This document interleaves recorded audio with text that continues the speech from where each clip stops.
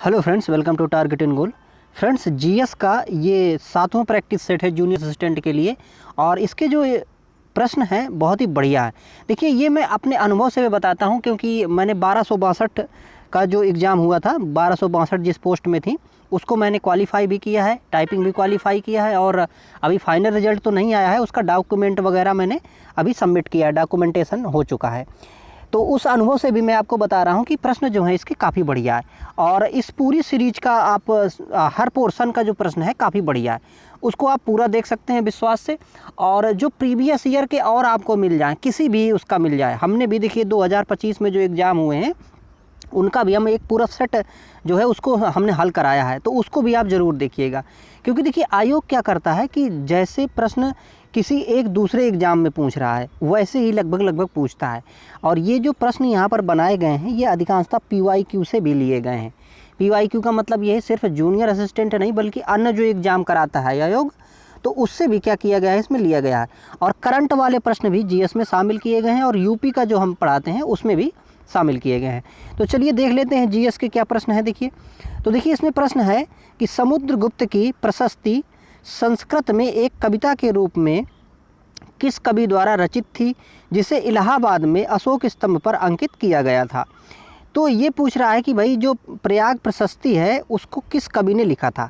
Option यहाँ पर देखिए दिया है भारवी, दूसरा ऑप्शन है भास, तीसरा हरिसेन, चौथा है बाणभट्ट और फिर है उपर्युक्त में से कोई नहीं। तो देखिए हरिसेन ने इसको लिखा था, ठीक है, हरिसेन ने। अब देखिए ये जो लिखा गया यहाँ पर जो ये लेख है, शिलालेख है, तो ये लिखा गया है चंपू शैली में, है ना। किस में लिखा गया है? चंपू शैली। चंपू शैली क्या होती है? गद्य और पद्य से मिली हुई जो शैली होती है इसको हम चंपू शैली कहते हैं। अब देखिए ये जो अभिलेख है तो ये समुद्रगुप्त ने इसमें से लेख लिखाया है हरिसेन द्वारा, लेकिन ये जो अभिलेख है ये है किसका? ये है फ्रेंड्स अशोक का।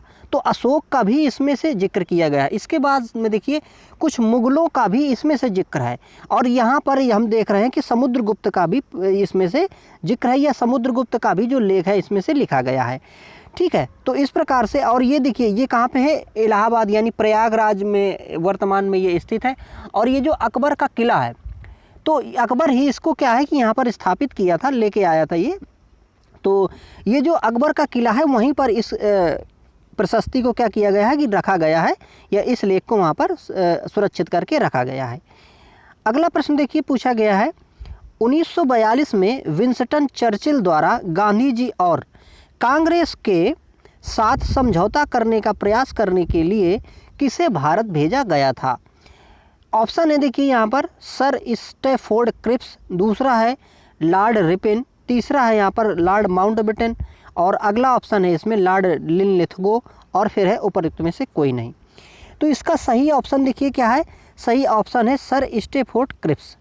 तो देखिए क्या है कि ये 1942 की बात है। तो 1942 में क्या है कि भाई द्वितीय विश्व युद्ध यहाँ पर जब छिड़ा तो द्वितीय विश्व युद्ध में अंग्रेज ये चाहते थे कि भारत से सपोर्ट मिले, तो इसके लिए उन्होंने सर स्टैफोर्ड क्रिप्स को यहाँ पर भेजा था, यहाँ पर समझौता करने के लिए गांधी जी से और कांग्रेस से। तो भाई गांधी जी ने साफ साफ मना कर दिया था और उन्होंने सीधे ये बात कही थी कि भाई ना एक पाई ना एक भाई, मतलब ना तो हम एक पाई की सहायता, एक पैसे की सहायता करेंगे और ना ही अपना किसी एक भाई को हम आपके साथ लड़ने को भेजेंगे। क्योंकि देखिए जब पहला विश्व युद्ध हुआ था तो पहले विश्व युद्ध में गांधी जी ने अंग्रेज़ों की बहुत सहायता की थी, लेकिन उसके बदले में मिला क्या था? कुछ नहीं। क्योंकि गांधी जी ये मानते थे कि हो सकता है हम पहले विश्व युद्ध में इनकी सहायता करें और शत्रु जब समस्या में हो तो उसका गलत फ़ायदा नहीं उठाना चाहिए गांधी जी के सिद्धांत के हिसाब से।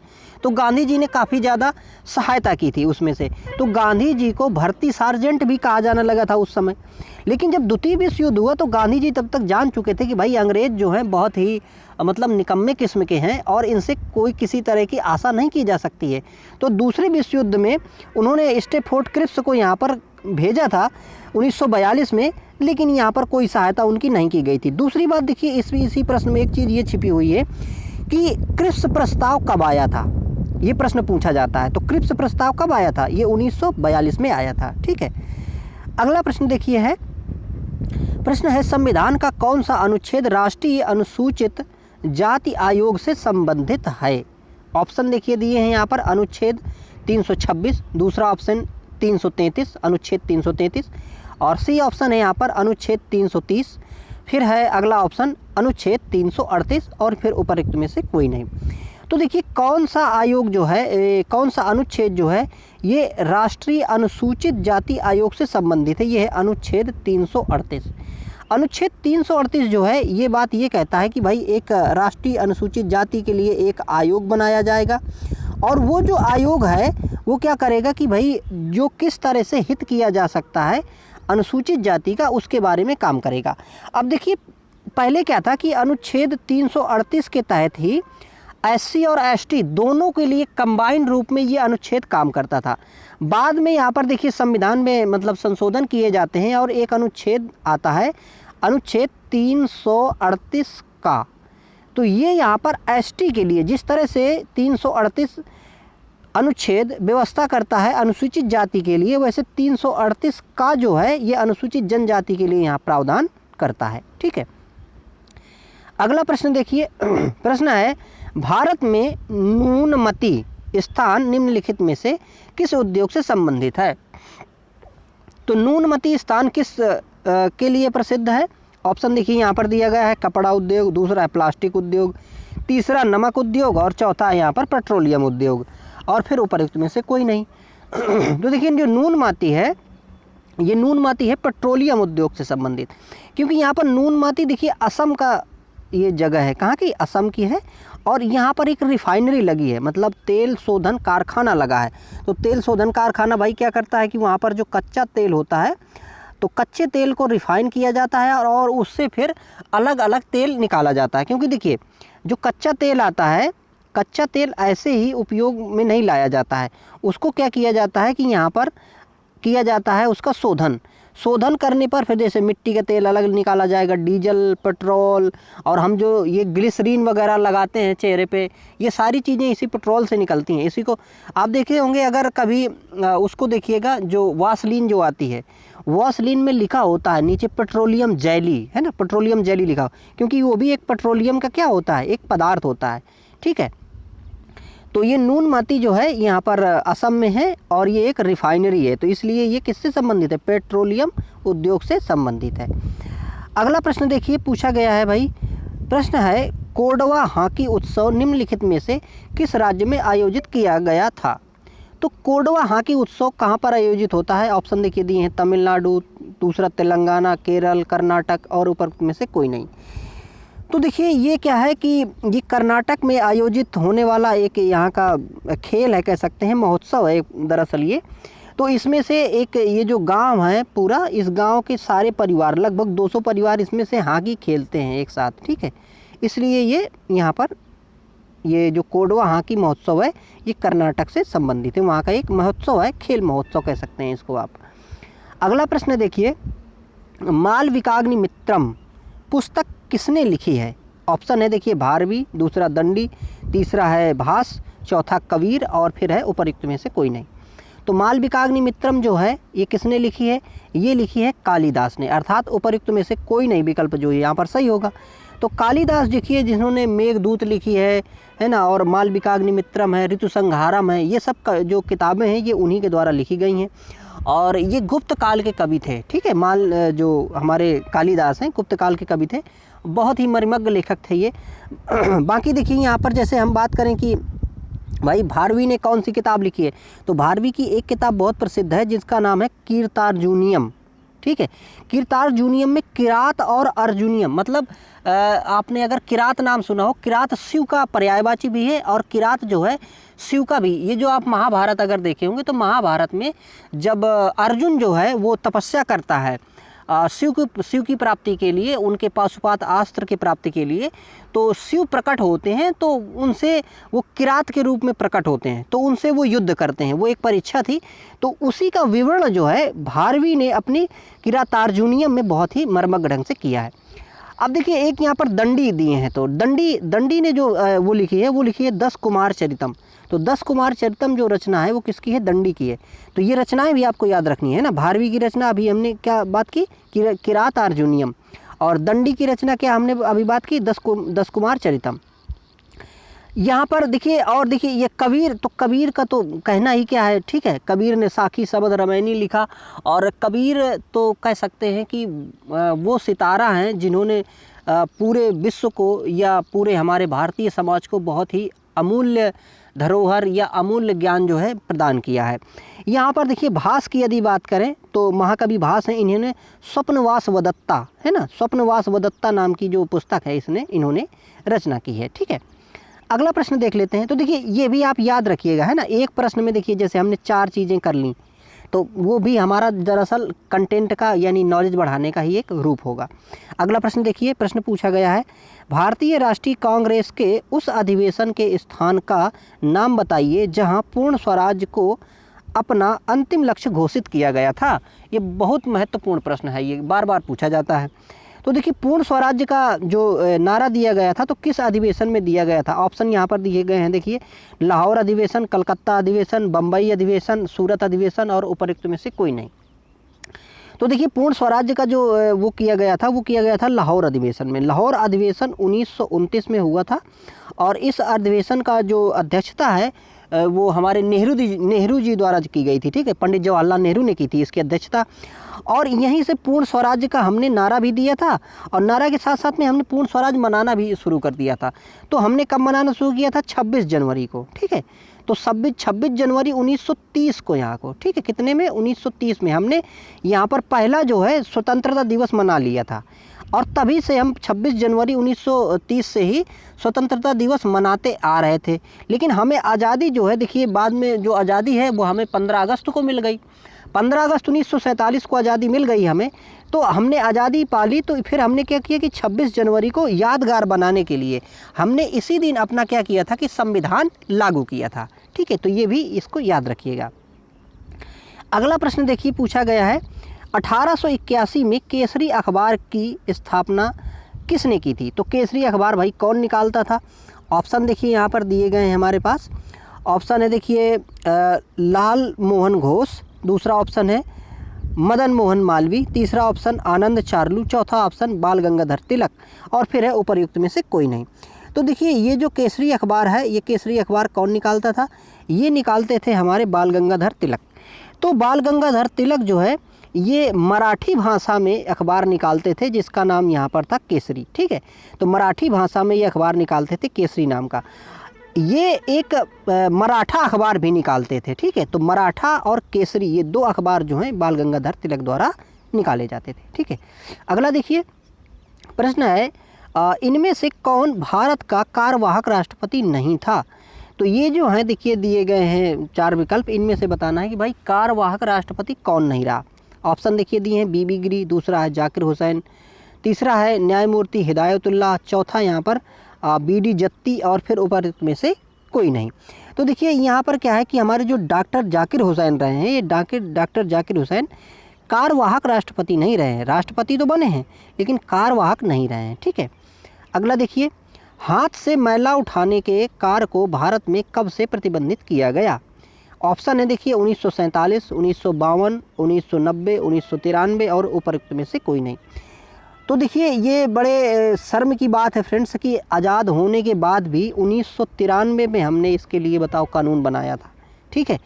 तो हाथ से मैला मतलब ना कोई व्यक्ति उठाए, इसके लिए जो कानून है ये मतलब कि सूखे शौचालय बनाने का जो निषेध है ये कब से किया गया था, 1993 से अधिनियम ला के पारित किया गया था, ठीक है। और अगर हम 2011 की जनगणना के हिसाब से देखें तो तब ये प्रथा जो थी महाराष्ट्र में सबसे ज़्यादा प्रचलित थी, ठीक है। अगला देखिए प्रश्न है, गैलेरेस ज्वालामुखी किस देश में स्थित है। तो गैलेरेस ज्वालामुखी जो है किस देश में है। ऑप्शन देखिए दिया है कोलंबिया, दूसरा ऑप्शन मैक्सिको, तीसरा इटली, चौथा हवाई, और फिर है उपर्युक्त में से कोई नहीं। तो देखिए जो गैलेरेस ज्वालामुखी है ये कहाँ का है, ये कोलंबिया का है ना भाई। ज्वालामुखी क्या होते हैं, जहाँ से लावा निकलता है ज़मीन से, उसका जो मुख होता है उसी को हम ज्वालामुखी कहते हैं, ठीक है। अगला देखिए प्रश्न पूछा गया है, प्रसिद्ध चोटी K2 माउंट गार्डविन ऑस्टिन श्रृंखला में स्थित है। तो पूछ रहा है कि K2 जो चोटी है ये किस श्रृंखला में स्थित है। ऑप्शन देखिए, पहला ऑप्शन है यहाँ पर पीर पंजाल श्रृंखला, दूसरा है लद्दाख श्रृंखला, तीसरा है काराकोरम श्रृंखला, चौथा है जास्कर श्रृंखला और फिर है उपयुक्त में से कोई नहीं। तो देखिए केटू जो है, ये केटू श्रेणी जो है, ये केटू जो चोटी है ये किस में है, काराकोरम, ठीक है, काराकोरम श्रृंखला में ये स्थित है। और हालांकि देखिए ये जो है ये हम कह सकते हैं कि ये पाक ऑक्युपाइड जो कश्मीर है वहाँ पर, पाक अधिकृत कश्मीर में ये चोटी है। और ये देखिए एवरेस्ट के बाद में दूसरी सबसे ऊंचाई वाली चोटी है, ठीक है। तो अगर देखिए कभी मतलब सीधे सीधे ये पूछ लेता है कि भाई दूसरी चोटी ऊंचाई में कौन सी है, हालांकि कहीं कहीं देखिए ये भी माना जाता है कि जो सबसे ऊंची चोटी है उसको ये केटू ही माना जाता है कि भारत की सबसे ऊंची चोटी जो है केटू है, ठीक है। हालांकि सिक्किम में जो एक चोटी है उसको मानते हैं क्योंकि वो जो है वो अपना भारत में ही पूरी तरह से स्थित है, ठीक है। लेकिन ये जो केटू है ये पाक ऑक्युपाइड कश्मीर में स्थित है। अगला प्रश्न देखिए, प्रश्न है दक्षिण पश्चिम पंजाब, हरियाणा, राजस्थान के अर्धशुष्क क्षेत्रों में किस प्रकार के वन पाए जाते हैं। ऑप्शन है देखिए बेलांचली और अनूप वन, दूसरा है पर्वतीय वन, तीसरा है उष्णकटिबंधीय कंटक वन, चौथा है उष्णकटिबंधीय सदाबहार वन और फिर उपयुक्त में से कोई नहीं। तो देखिए ये जो क्षेत्र के नाम दिए हैं इस क्षेत्र में क्या पाया जाता है, उष्णकटिबंधीय कंटक वन पाए जाते हैं। मतलब उष्णकटिबंधीय होंगे और कैसे होंगे, कटीले होंगे, कटीली झाड़ियाँ वगैरह जो हैं इसमें से शामिल होंगी, ठीक है। बाकी देखिए अन्य जो यहाँ पर वनों के नाम दिए जैसे वेलांचली या अनूप, तो ये क्या होते हैं कि देखिए समुद्र के किनारे किनारे जो पाए जाते हैं अनूप वन वो हैं ये। और पर्वतीय वन तो भाई पर्वतों में पाए जाते हैं। देखिए सदाबहार वन जो कि हमेशा हरे भरे रहते हैं, अपनी पत्तियां जो है नहीं गिराते हैं, तो उन्हें हम यहाँ पर सदाबहार वन कहते हैं। अगला देखिए प्रश्न है फेमा का पूर्ण नाम क्या है, फेमा का पूर्ण नाम बताना है। ऑप्शन देखिए पहला दिया है इसमें फंड्स एक्सचेंज मीडिया एजेंसी, दूसरा है फॉरेन एक्सचेंज मैनेजमेंट एक्ट, फिर अगला ऑप्शन है इसमें finance and export management association, और अगला ऑप्शन है देखिए फॉरेन एक्सपोर्ट मार्केट एजेंसी, फिर है उपरोक्त में से कोई नहीं। तो फेमा का पूरा नाम क्या है, फेमा का पूरा नाम है फॉरेन एक्सचेंज मैनेजमेंट एक्ट, ठीक है। अगला देखिए प्रश्न है निम्नलिखित में से कौन मानव शरीर की सबसे छोटी हड्डी है, मानव शरीर की सबसे छोटी हड्डी कौन है। ऑप्शन देखिए दिए हैं स्कैपुला, दूसरा है स्टेपीज, तीसरा है कोक्सल हड्डियाँ, फिर है फीमर और फिर है उपरोक्त में से कोई नहीं। तो देखिए भाई मानव शरीर की सबसे छोटी हड्डी कान में पाई जाती है जिसका नाम क्या है स्टेपीज, ठीक है। तो स्टेपी हड्डी जो है ये कान में पाई जाती है और सबसे छोटी हड्डी है। वहीं पर देखिए अगर हम ये बात करें कि भाई सबसे बड़ी हड्डी कौन सी है, तो फीमर, फीमर ये इसको जंघास्तिका भी बोलते हैं क्योंकि ये हड्डी जो है ये जांग में पाई जाती है और ये सबसे बड़ी हड्डी होती है इंसान की, ठीक है। और स्टेपी कान में पाई जाती है, सबसे छोटी होती है। अगला प्रश्न देखिए, प्रश्न है निम्नलिखित में से कौन सी एक रासायनिक अभिक्रिया नहीं है, कौन सी एक रासायनिक अभिक्रिया नहीं है। ऑप्शन देखिए दिया है कोयले का जलना, फिर है भोजन का पाचन, फिर है कागज़ का जलना, फिर है पानी का भाप में रूपांतरण और फिर उपरोक्त में से कोई नहीं। तो इसमें रासायनिक क्रिया कौन सी नहीं है, भौतिक क्रिया है, यानी कौन सी है, ये है पानी का भाप में परिवर्तन होना। अब देखिए क्या होता है फ्रेंड्स कि जो रासायनिक अभिक्रिया होती है, रासायनिक अभिक्रिया का मतलब ये होता है कि जब भी एक पदार्थ किसी दूसरे फॉर्म में बदल जाए और ऐसे बदल जाए कि उसको पुनः वापस उसके मूल रूप में न लाया जा सके, तो वो परिवर्तन होता है रासायनिक परिवर्तन। जैसे कोयले को जलना, अगर कोयला जल गया, राख हो गया, तो फिर क्या होगा, फिर वो दोबारा से कोयला नहीं बन पाएगा। इसी प्रकार से भोजन का पाचन, अगर आप भोजन खाए, अगर वो सेब मान लीजिए खाए और सेब पच गया, आप उसको दोबारा सेब नहीं बना सकते। इसी प्रकार से कागज़ यदि जल गया, आप दोबारा कागज़ नहीं बना सकते। लेकिन पानी देखिए यदि भाप के रूप में परिवर्तित हो गया, आप उसको स्टोर कर लीजिए, ठंडा होकर फिर पानी बन जाएगा। तो क्रियाएं जो होती हैं वो दो तरह की क्रियाएं होती हैं। कैसी कैसी, एक होती है रासायनिक क्रिया, एक होती है भौतिक क्रिया। तो रासायनिक क्रिया मतलब वो क्रिया जिसमें जो पदार्थ है वो मूल रूप से बदल जाता है, लेकिन भौतिक क्रिया में पदार्थ जो है मूल रूप से नहीं बदलता है, ठीक है। अगला प्रश्न देखिए, प्रश्न पूछ रहा है कि पौधे अपने पोषक तत्व मुख्यतः कहाँ से प्राप्त करते हैं।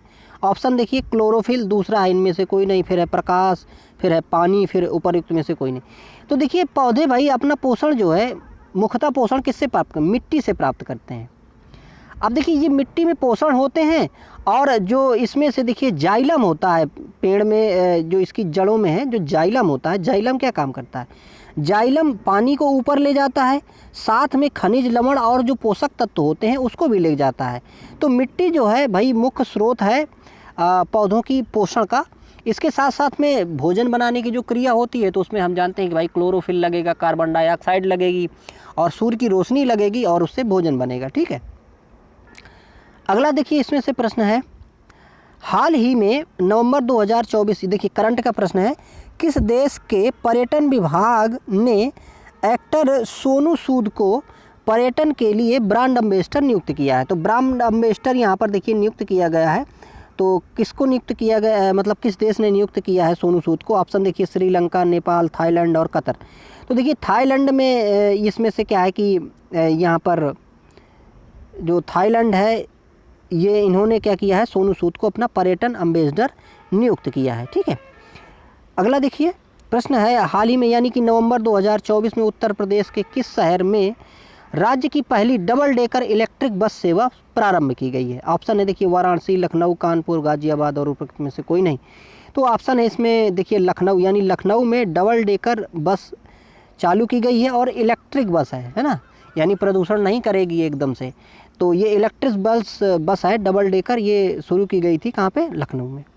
अगला देखिए लास्ट प्रश्न है अपना, प्रश्न है देखिए कि अमेरिका के नवनिर्वाचित राष्ट्रपति डोनाल्ड ट्रंप ने किसे अपना नया राष्ट्रीय सुरक्षा सलाहकार बनाने की घोषणा की है? तो राष्ट्रीय सुरक्षा सलाहकार जो है डोनाल्ड ट्रंप ने किसको बनाया है? ऑप्शन देखिए इसमें दिया है जेक सुलिवन, अगला है माइक वाल्टज, और फिर है एलिक्स डीडीएर, और अगला ऑप्शन दिया है सूसी विल्स, और फिर उपरोक्त में से कोई नहीं।